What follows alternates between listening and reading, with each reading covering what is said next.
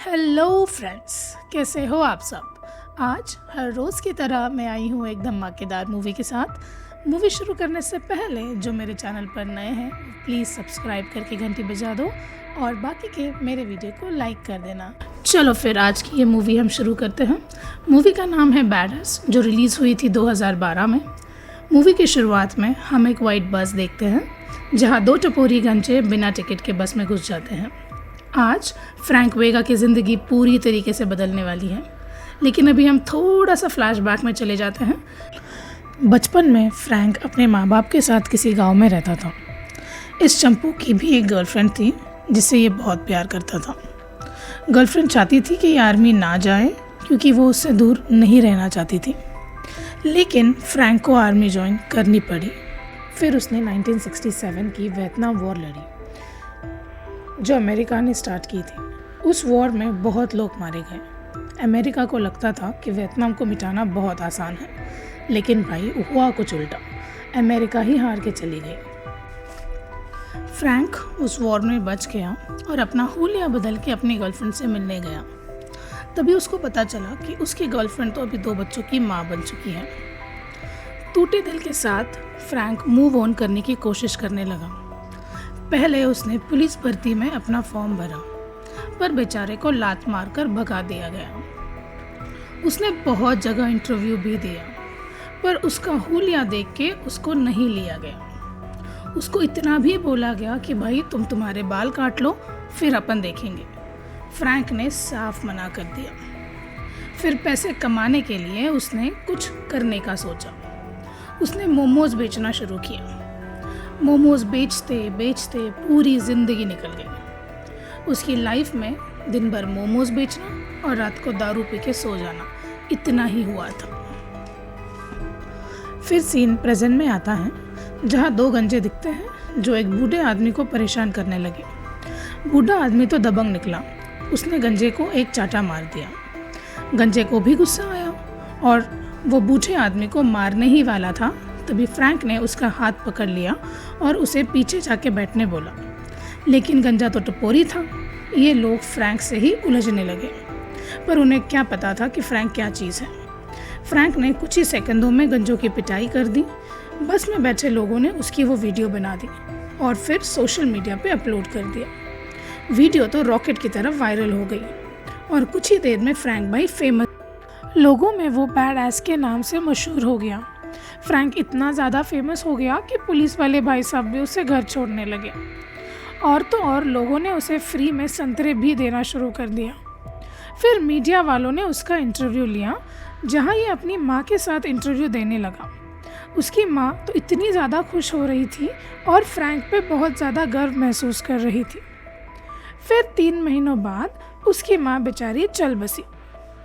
फिर ये अपने दोस्त निक के साथ शिफ्ट हो गया। ये दोनों रोज़ दारू पीते थे और ढेर सारे गप्पे लड़ाते थे। फिर उसका दोस्त निक थोड़ा सा सेंटीमेंटी हो गया क्योंकि फ्रैंक ने उसे घर में रखा और उसको फ्री की दारू भी पिलाई। उसके दोस्त ने उसको एक लिफाफा दिया जिसके अंदर एक पेन ड्राइव थी। फ्रैंक को बिल्कुल भी नहीं पता था कि पेन ड्राइव होती क्या है और उसे कैसे इस्तेमाल करते हैं ये भी नहीं पता था। फिर निक ने समझाते हुए बोला कि तुम जल्दी ही सीख जाओगे। एक्चुअली उस पेन ड्राइव के अंदर बहुत इम्पोर्टेंट डॉक्यूमेंट्स थे जो निक ने किसी गैंग से चुराए थे। उसके बाद निक और फ्रैंक कुछ देर गप्पे लड़ाते हैं। फिर निक वॉक पे चला जाता है।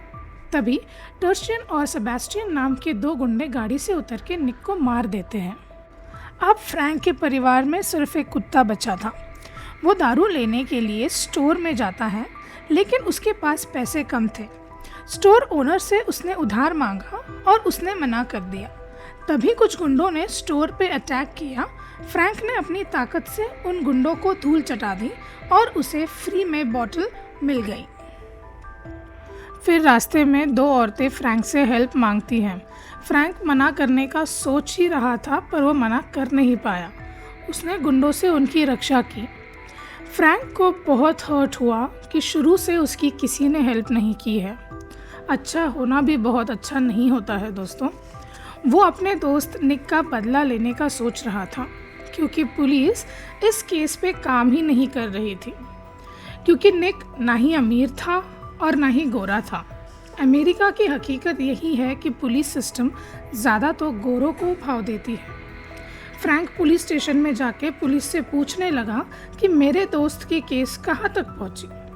पुलिस वाले ने एक ही बात बोली कि हम कार्रवाई कर रहे हैं, और फ्रैंक ने देखा कि पुलिस तो यहाँ पर गेम खेलते बैठी है।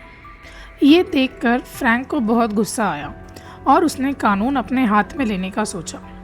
फिर फ्रैंक उनकी तलाश में लग गया जिन्होंने निक को गोली मारी थी। वो क्राइम लोकेशन पे छानबीन करने लगा, तभी उसे वहाँ पर एक लॉकेट मिला। वो लेके फ्रैंक एक भंगार वाले के पास गया। भंगार वाले ने उसे बताया कि वो लॉकेट पास ही में रहने वाली एक लेडी का है। फिर फ्रैंक उस घर में पहुंच गया उस लेडी के हस्बैंड को मिलने, लेकिन उसका हस्बैंड घर पे नहीं था। वो लेडी भी उसके हस्बैंड पे बहुत भड़की हुई थी क्योंकि वो हफ्तों से घर नहीं आया था। बाय द वे, इस लेडी के हस्बैंड का नाम टेरेंस है, जो हमेशा पास के ही एक बास्केटबॉल कोर्ट में रहता था। फिर फ्रैंक बास्केटबॉल कोर्ट पहुंच गया जहां बहुत सारे काले गेंडे बास्केटबॉल खेल रहे थे। फ्रैंक ने टेरेंस के बारे में उनसे पूछा तो वो गेंडे फ्रैंक को गाली गलौज करने लगे। फिर एक लंबे गेंडे ने हाथापाई शुरू कर दी, पर फ्रैंक तो मारपीट का किंग है, उसने वहीं पर 4-6 को पीट दिया। पर अभी उसे टेरेंस के बारे में उन्होंने कुछ नहीं बताया। फिर और मार खाने के बाद टेरेंस के बारे में एक इम्पॉर्टेंट लीड मिली। अब उसे रोनाल्डो नाम के एक आदमी को ढूंढना है जिसे पता होगा कि टेरेंस कहाँ है। अब फ्रैंक रोनाल्डो के घर पहुंच गया, पर वहाँ रोनाल्डो तो नहीं था, लेकिन उसका रूममेट मिला।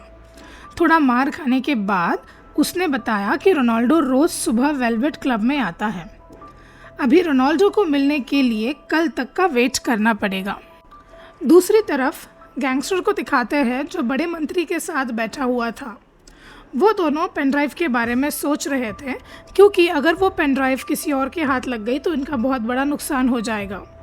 इधर फ्रैंक का दिल अपनी पड़ोसन पे आ जाता है। वो पड़ोसन अपने पति से झगड़ा कर रही थी। फ्रैंक उसकी मदद करने के लिए चला जाता है। उनके बीच थोड़ी देर बात होती है। अगली सुबह फ्रैंक रोनाल्डो की तलाश में वेलवेट क्लब पहुंच गया। वहाँ फ्रैंक ने रोनाल्डो के बारे में पूछा तो वो बंदे मारपीट पे उतर आए। फ्रैंक फाइटिंग के मूड में बिल्कुल भी नहीं था, लेकिन वो गुंडे मान ही नहीं रहे थे। फिर बहुत मार खाने के बाद गुंडों ने बताया कि रोनाल्डो तो ऊपर वाले फ्लोर पे था। रोनाल्डो तो लड़कियों के साथ आशिकी में बिजी था, लेकिन रोनाल्डो का गेम ज़्यादा देर टिक नहीं पाया। उसने बताया कि टेरेंस किसी मसाज वाली के साथ लगा हुआ है। फ्रैंक को अभी उस मसाज वाली को ढूंढना था।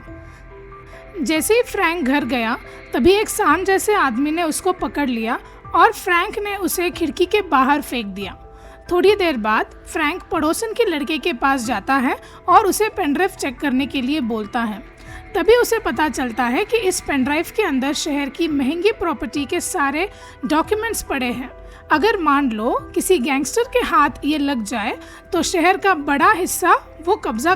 फ्रैंक मसाज पार्लर पहुंच गया। उसने तातियाना से टेरेंस के बारे में पूछा। तब तातियाना ने बताया कि उसका टेरेंस से ब्रेकअप हुआ है। फ्रैंक को उस पर विश्वास नहीं था, इसीलिए उसने तातियाना का पीछा किया। तब पता चला कि टेरेंस तो यहीं पर छुपा हुआ है। फिर फ्रैंक ने उसे बहुत मारा और फिर पूछा कि उसने निक को गोली क्यों मारी। टेरेंस ने कुछ भी नहीं बताया।